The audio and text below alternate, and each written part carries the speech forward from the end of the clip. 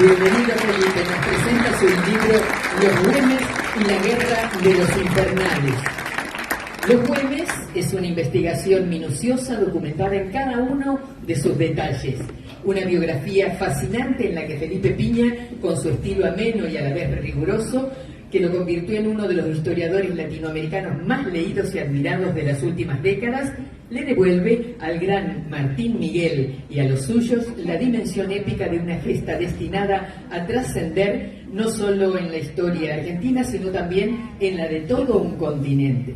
En esta tarde-noche, con el agradecimiento, está parte del gabinete municipal aquí con nosotros. Agradecemos incluso a nuestro secretario de Cultura y Educación, señor Federico López. Agradecemos la presencia de todo el gabinete y de todos ustedes. Nos quedamos escuchando a Felipe Piña y Los Güemes y la Guerra de los Infernales. Bueno, muy buenas noches, muchas gracias nuevamente por la invitación. Estábamos haciendo memoria, que tengo casi asistencia perfecta en la feria que quiero mucho.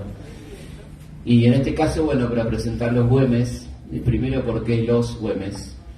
Porque me pareció, escribiendo el libro, que era muy justo hablar de la familia Güemes, ¿no? No solo de Martín Miguel, sino también de su hermana Macacha, de su madre María Magdalena, de su compañera Carmencita Puch. Así que el libro habla no solamente del querido Martín Miguel, una persona que murió muy joven, asesinado a los 36 años apenas, y que tanto hizo por nosotros, ¿no? Y en esta época de negacionismo que estamos transitando, fíjense ustedes que Güemes fue un negado también por parte de la historia poder, ¿no? Una persona que se le negó su rol, la importancia que tuvo, y por eso me parece fundamental rescatarlo. Güemes nació en Salta, como todos sabemos, y sus primeras apariciones públicas tienen que ver con la incorporación a la milicia, al ejército, muy jovencito, y le toca estar en Buenos Aires en el momento que se produce la primera invasión inglesa, y él está con una misión de custodiar las costas del Río de la Plata, y en ese momento, con un grupo de gauchos, ve que hay un barco inglés que ha quedado atrapado en la bajante del río, y decide directamente tomar ese barco, que era el Justín, un barco de 120 tripulantes, 22 cañones, a caballo, ¿no? Un hecho realmente insólito, que valió que hace poco un grupo de chicos de Tucumán hicieran un videojuego, que es la toma del Justín, que está buenísimo, donde aparece este episodio prácticamente único en la historia universal, donde un grupo de gauchos toman un barco a caballo, ¿no? Al punto tal que el capitán del barco, llamado Richard Gillespie, quería conocer a ese joven intrépido de 20 años que ha tomado un barco con jinetes, cosa que nunca había visto en su vida, a pesar de tener una enorme experiencia como militar, ¿no? Así que este es el debut de Martín Miguel de Güemes en la historia nacional. Después él acompañará la Revolución de Mayo, irá al norte a defender la revolución, será un artífice fundamental de la primera victoria patriota en el norte, la batalla de... no se la esperaban, tienen un cero tremendo a todos diciendo. La batalla del Suipacha, la primera victoria patriota a fines de 1810, que los porteños se le atribuyen como triunfo exclusivo de la tropa enviada por Buenos Aires, pero en realidad la victoria se produce por la caballada, como dicen, por los jinetes salteños, que son los que realmente logran el triunfo en Salta. Y acá aparece el primer ninguneo, ¿no? Güemes no figura en el parte de la victoria, a pesar de que son 2 soldados de Güemes los que capturan la bandera enemiga y la traen a Buenos Aires. Ahí empieza este ninguneo con Güemes, que vamos a ver cuáles son los motivos de este ninguneo. Güemes se dedica a una tarea muy difícil, que es apoyar a las tropas que vienen de Buenos Aires en esa zona tan complicada del norte, en la zona entre el sur de la actual Bolivia, el norte argentino. Bueno, bien, estando en esas situaciones, cuando Belgrano es jefe del Ejército del Norte, se produce un episodio curioso. Acá entramos un poquito en intrusos de la historia, pero tiene sentido, no es chismografía, sino que tiene sentido. Y Belgrano lo sanciona a Güemes por andar en amoríos con una mujer casada, que era la mujer de un oficial llamado Iguanzo. La verdad que Belgrano no era el más indicado para andar sancionando a gente que ande con mujeres casadas, porque él venía estando con una mujer casada desde hacía 8 años, ¿no? Estamos hablando de María Josefa Curra, su compañera, con la cual mantuvo un amor clandestino durante 8 años, hasta que su marido, el marido de María Josefa, que era un español recalcitrante, decide abandonar el país cuando se produce la revolución. Entonces pueden vivir su amor en plenitud, pero no se pueden casar porque ella es una mujer abandonada y no existía la disolución del vínculo. Pero quiero decir que Belgrano no era el más indicado para andar amonestando a aquellos que anden con mujeres casadas, ¿no? Y de hecho cuento esto porque tiene un sentido, ¿no? No porque me importe la vida sexual de Güemes, sino que esta sanción, que implica un castigo de enviarlo a Buenos Aires, a Martín Miguel, lleva a que por conexiones familiares Güemes recale en la casa de los Escalada, justo en el momento que están noviando San Martín y Remedios.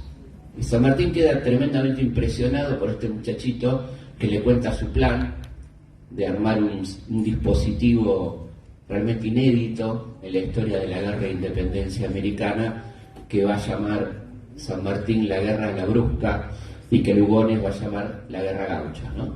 Así que, bueno, ahí pegan mucha onda San Martín y Güemes, le parece extraordinario este personaje.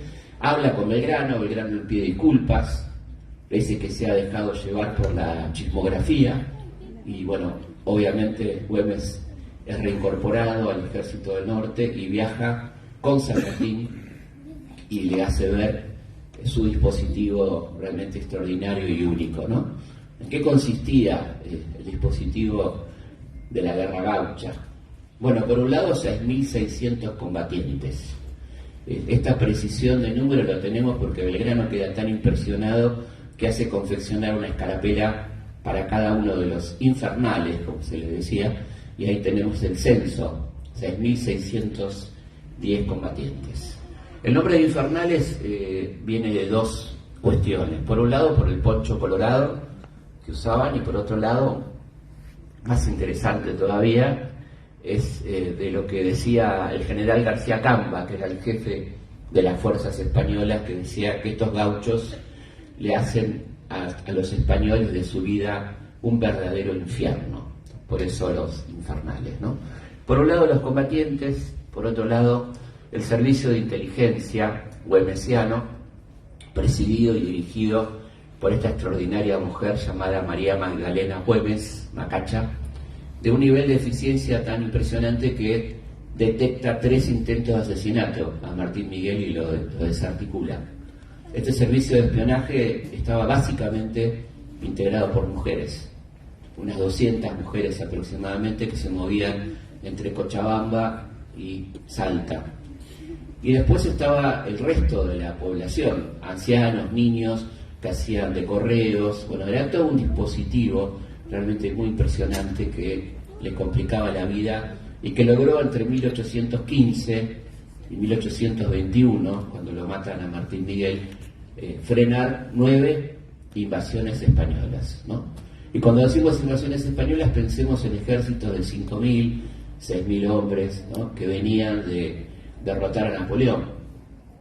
El año que Güemes asume la gobernación por elección popular, y esto es un detalle muy importante, hubo solamente 3 gobernadores en este periodo que asumieron por voluntad popular, por elección popular: San Martín en Cuyo, Cambiotti en Santa Fe y Martín Miguel de Güemes en Salta. El resto de los gobernadores fueron designados a dedo por Buenos Aires. En el momento que Güemes asume la gobernación de Salta, estaban pasando cosas muy impresionantes en Buenos Aires. Ustedes vieron que recientemente un señor llamado Campo puso en duda que San Martín fuera el padre de la patria y otras cosas más sobre San Martín. Este señor Ocampo es descendiente directo de Carlos María de Alvear. Justamente en el año 1815, año en que cae Napoleón y vuelve las testas coronadas y se produce en Europa la restauración, una parte de la clase dirigente porteña, de la oligarquía porteña, entra en pánico. Entre ellos, el propio director supremo, Carlos María de Alvear, que había hecho lo posible por correr a San Martín del poder, ¿no? Este vínculo era un vínculo complejo. Alvear y San Martín vienen juntos en el barco del año 12, pero acá comienzan las diferencias cuando Alvear se muestra muy favorable, digamos, demasiado favorable a la penetración británica en nuestra tierra, y San Martín se muestra completamente opuesto, ¿no? Lo curioso es que este señor Ocampo decía que San Martín era agente inglés, ¿no? Es que efectivamente, en realidad su pariente era la gente inglés, ahora lo vamos a ver. Y cuando San Martín logra el gran triunfo de San Lorenzo en 1813, y ya venía participando activamente en política, en el partido morenista que dirigía Bernardo Monteagudo, Alvear intenta por todos los medios de sacarlo de la capital, y particularmente después del triunfo de San Lorenzo, que fue un triunfo contundente y que lo pone en el primer plano de la escena política, en un momento en que la Asamblea del año 13 iba a elegir un gobernante de carácter nacional, ¿no? Y ahí está la carta que le manda Alvear a su tío Posadas, donde dice: entendiendo que el coronel San Martín era enemigo de la centralización del poder, decidí mandarlo lo más lejos posible. Ahí es cuando lo mandan a San Martín a reemplazar a Belgrano, ¿no? Es decir, que de ese entonces viene esta enemistad, que en el año 15 llega a intentar derrocar a San Martín e intentar asesinarlo, como bien recuerda San Martín cuando Alvear intenta asesinarlo, ¿no? Y en ese año, entonces, cuando vuelve las testas coronadas y Martín Miguel de Güemes está asumiendo la gobernación de Salta, Alvear entra en pánico, decíamos, y decide enviar a Río de Janeiro a ver al embajador inglés, a Manuel José García, un agente inglés de nota, que era su ministro de Hacienda, a ofrecerle al embajador inglés estas provincias, ¿no? Una famosa carta dirigida a Lord Stranford, donde dice que estas provincias quieren pertenecer a la Gran Bretaña. Bueno, cuando esta noticia se conoce, San Martín se rebela en Cuyo, el ejército del norte se subleva y al guerra y empieza a imponerle a los sectores más pudientes de Salta impuestos, y a la vez se ocupa de cuidar a sus gauchos, que eran acusados por los patrones, por los terratenientes, de abandono de tareas cuando tenían que ir a pelear por la patria, a los gauchos que iban a defender la patria. Entonces Güemes crea el fuero gaucho, algo realmente extraordinario, ¿no? Ustedes habrán escuchado hablar del fuero eclesiástico, del fuero militar, que tiene que ver con tribunales especiales. Bueno, él crea tribunales especiales para defender a sus infernales, lo cual se imaginan que entre los impuestos que les cobraba y este tipo de cosas, la clase dirigente salteña y la clase dirigente porteña no están muy contentos con Martín Miguel de Güemes. Sí, el pueblo de Salta, que lo considera el padre de los pobres, como lo llamaban, ¿no es cierto? Güemes es una figura clave en el Congreso de Tucumán, este congreso donde se está definiendo muchas cosas, entre ellas nuestra independencia, ¿no? Apoya el proyecto de Belgrano, de Rey Inca, ¿se acuerdan un poco de este planteo, no? Cuando Belgrano vuelve de Europa, de una misión diplomática, encuentra que en el Congreso de Tucumán hay un gran lobby de gente que está pugnando por traer un rey de Francia, de Italia, ¿no? Incluso hay uno que propone a un zar de Rusia como príncipe del Río de la Plata. Había habido una operación por parte, esto no es joda lo que voy a contar, había habido una operación por parte de Rivadavia y un conde llamado Cabarrús, de secuestrar al hermano de Fernando VII, Francisco de Paula, traerlo secuestrado a Buenos Aires y coronarlo rey a la fuerza, ¿no? Reíte de Osvaldo Soriano, ¿no? De las novelas de Soriano. Bueno, esto pasó y se gastó un presupuesto impresionante en lo que se llamó el negocio de Italia, ¿eh? Y resulta que ante este panorama Belgrano plantea entonces, ya que vamos a coronar un rey, coronemos a uno de los nuestros, y propone la coronación de un inca, no de cualquier inca, sino de Juan Bautista Tupac Amaru, el hermano del gran Tupac Amaru asesinado por los españoles en 1781. Imagínense el escándalo, ¿no? En el Congreso de Tucumán, las reacciones. El diputado Anchorena dice: ¿cómo vamos a tener a un rey en hojotas, a un príncipe de la casta de los chocolates, demostrando su ignorancia porque los chocolates eran de los aztecas, no de los incas, ¿no? Se les había corrido el mapa. Y bueno, todo este tipo de cosas. Y Anchorena llega a decir, en medio de tipos que proponían usar de Rusia, secuestrar un rey, traer un rey francés, dice que la propuesta de Belgrano es exótica, ¿no?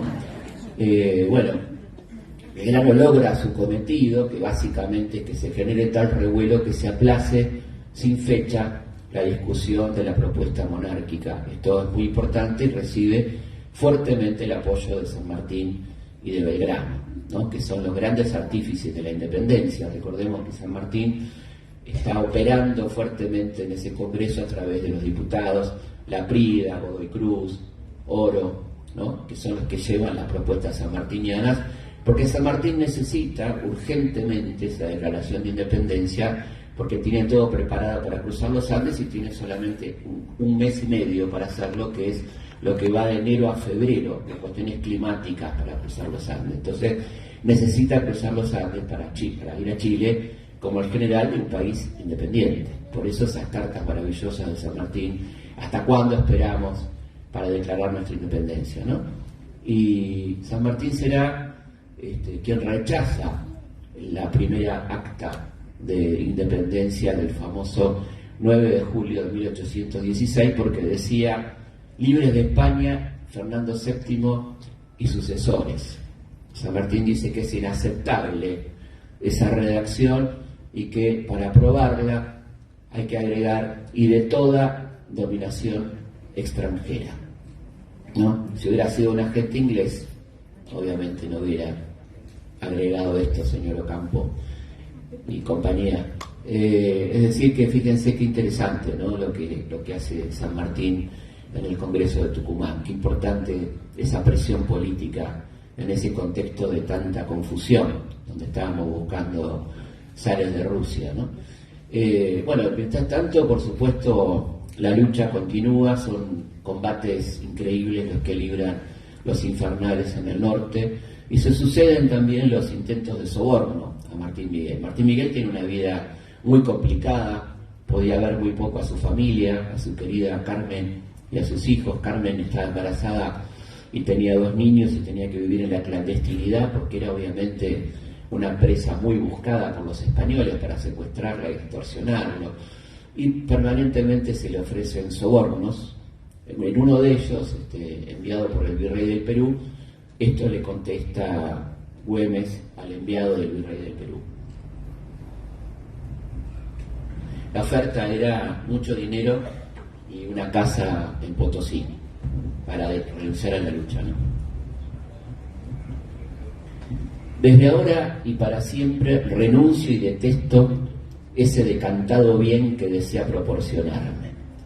No quiero favores con perjuicio de mi país. Este ha de ser libre a pesar del mundo entero. Vengan enhorabuena sus imaginarios regimientos de Extremadura, Gerona, Cantabria, húsares y dragones. Vengan también cuantos monstruos abortó la Europa con su rey Fernando a la cabeza. Nada temo, porque he jurado sostener la independencia de América y sellarla con mi sangre. Todos estamos dispuestos a morir primero que sufrir por segunda vez una dominación odiosa, tiránica y execrable. Estoy persuadido que usted delira, y por esta razón no acrimino como debía y podía el atontado escandaloso el atentado escandaloso de quererme seducir con embustes, patrañas, pantajos y dinero, mucho dinero. ¡Qué bajeza! Valerse de medios tan rastreros como inocuos solo es propio del que nació sin principios. Yo no tengo más que gauchos honrados y valientes. No son asesinos, sino de los tiranos que quieren esclavizarnos. Con estos únicamente lo espera a usted, a su ejército y a cuantos mande la España. Crea usted que ansío ese dichoso día que me ha de llenar de gloria. Convénzase ustedes por la experiencia que ya tienen que jamás lograrán seducir no a oficiales, pero ni al más infeliz gaucho.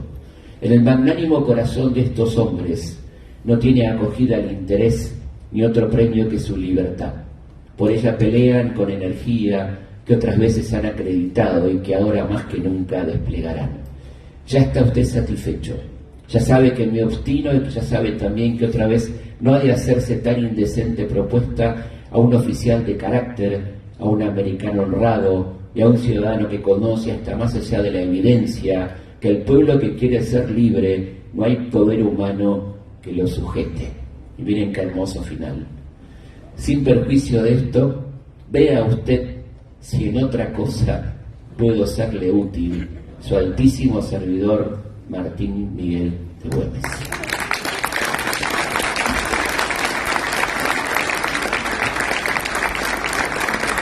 Me encanta vea si le puedo ser útil en otra cosa, ¿no?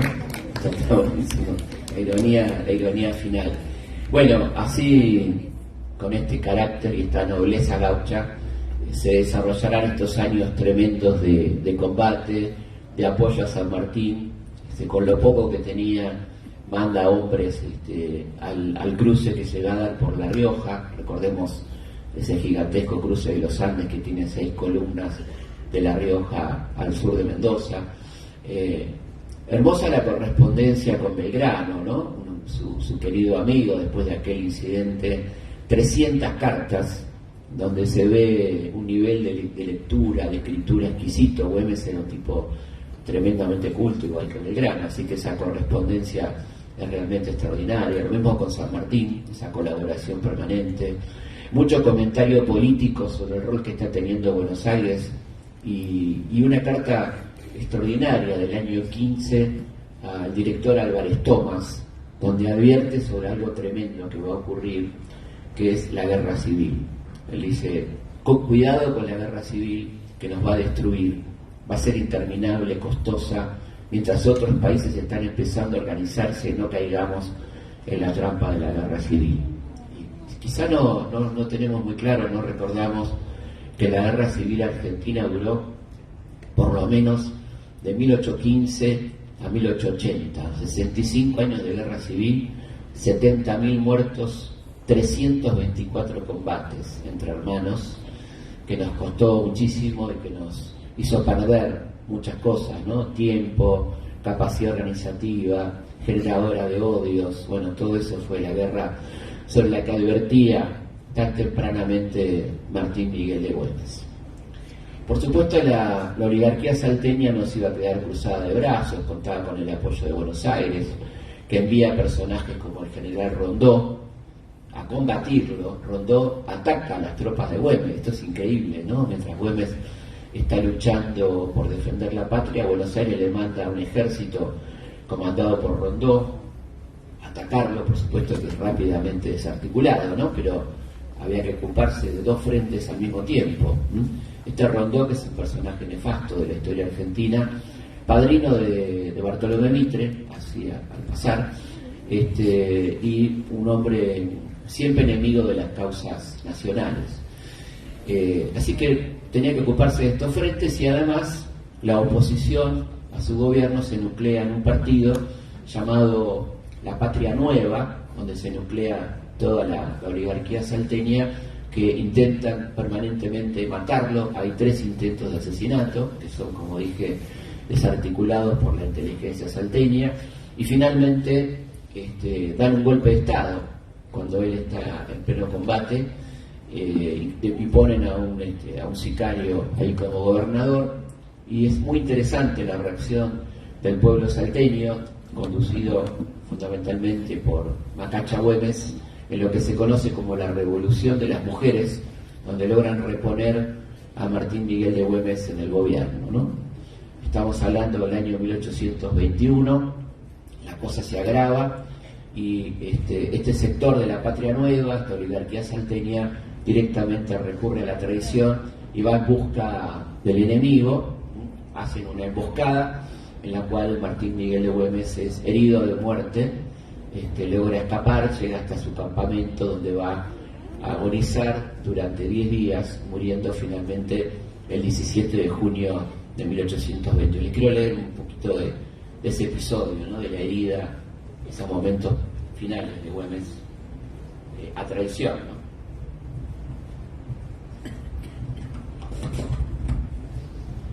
Con todas sus ropas desgarradas por los disparos, estaba próximo a cruzar un puente cuando lo balearon a traición por la espalda.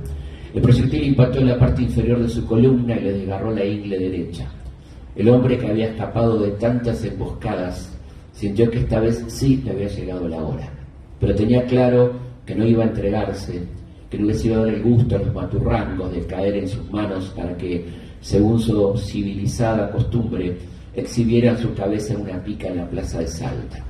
Empapado de sangre y con un dolor indescriptible, sacó fuerzas de donde pudo y se aferró al cuello de su querido caballo para recorrer por última vez las faldas de aquellos cerros rumbo al norte. Lo seguían algunos pocos escoltas que fueron cayendo, dispersándose en medio de una feroz balacera, y logró llegar hasta donde estaban apostados algunos de sus oficiales. No podía más, no estaba en condiciones de cabalgar ni de pararse. Lo bajaron con cuidado de su caballo, armaron con lo que tenían a mano una camilla y quisieron llevarlo al campamento del Chamical, donde lo esperaba el grueso de su tropa, pero no lo consiguieron. Decidieron hacer noche en algún lugar reparado y encontraron cobijo en el rancho, donde unas mujeres intentaron cerrar sus heridas y le dieron aliento y comida. Cruzaron por la estancia de la Cruz, una de las propiedades de la familia Güemes, que hubiese sido ideal para cobijarlo, pero no estaban dadas las condiciones de seguridad para quedarse allí. A través de la quebrada del Indio, la comitiva con el general herido llegó finalmente a la cañada de la Horqueta, un paraje cubierto por una espesa vegetación al que solo podían acceder quienes conocían la zona. Martín estaba herido mortalmente, cansado pero no vencido. En las pausas que le dejaba el dolor, no paraba de pensar en cómo podrían sus infernales expulsar a los sarracenos y retomar el control de la ciudad. Bueno, así llegará finalmente el 17 de junio y morirá Martín Miguel de Güemes. Previamente, sus últimas palabras fueron de recuerdo para su querida Carmen y un pedido para su lugarteniente, un personaje de película, realmente de novela, que es Henry Vitt, un oficial de Napoleón, uno de los oficiales más cercanos a Napoleón, que termina siendo lugarteniente de Güemes, y le pide que retome la provincia y la ciudad de Salta, cosa que finalmente ocurre después de la muerte de Güemes, y serán expulsados definitivamente del norte de Salta los españoles, ¿no? Lo que sigue después es un intento permanente por olvidar la figura de Güemes, por correrlo del procerato nacional, con esta idea tan particular de que hay una historia local y una historia nacional, ¿no? La idea de que la historia nacional tiene que ver con los episodios que incumben a la ciudad de Buenos Aires, a la provincia de Buenos Aires, lo cual nos dejaría la historia muy chiquita. Pensemos en los grandes acontecimientos nacionales y cuántos ocurrieron realmente en Buenos Aires, ¿no? Y sin embargo seguimos diciendo historia nacional, ¿no? La jura de nuestra independencia fue en Tucumán, la sanción de nuestra Constitución en Santa Fe, todas las reformas se dieron en Santa Fe, y así podríamos continuar. El 90% de los combates de la independencia se dieron en la zona centro-norte. Quiero decir con esto que esta idea de historia nacional, dejando en un segundo plano la historia que acontece en municipios, provincias y demás, es una falacia, ¿no? Porque seguimos diciendo todavía remoto lugar, lejano lugar, el último pueblo de la Argentina. ¿Cuál sería el último pueblo de la Argentina? Uno que está en la frontera, por lo tanto sería el primero, no el último, ¿no?